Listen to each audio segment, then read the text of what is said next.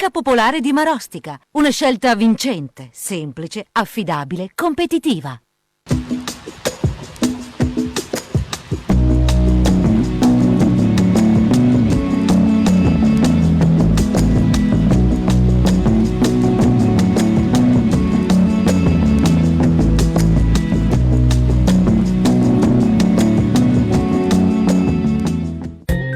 Lunedì 4 novembre, San Carlo Borromeo. È il 308° giorno dall'inizio dell'anno e mancano 57 alla fine. Il sole sorge alle 6:55, tramonta alle 16:57. La luna si eleva alle 7:51, tramonta alle 17:41.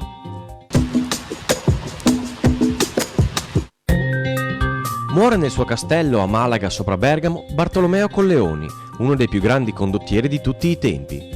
Morendo, lasciò a Venezia un legato di 100.000 zecchini, a patto che gli fosse eretto un monumento in piazza San Marco. Il Senato, per non turbare l'armoniosa prospettiva della piazza e dall'altro canto non volendo perdere l'ingente somma, risolse la questione con fine astuzia, erigendogli un monumento equestre nella piazza della scuola di San Marco, cioè in campo dei Santissimi Giovanni e Paolo.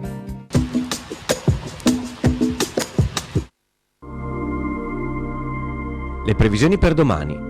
Tempo variabile con nubi abbastanza estese nelle prime ore, poi schiarite anche ampie e più persistenti in pianura, dove potrà esserci qualche temporanea riduzione della visibilità. Nuovo aumento della copertura nuvolosa in giornata, più che altro sulle zone montane. Inizialmente soprattutto in pianura e infine soprattutto in montagna saranno probabili delle precipitazioni, con limite della nevicata 1600-1900 metri circa. Temperature in continuo aumento, salvo locale stazionarietà dei valori minimi.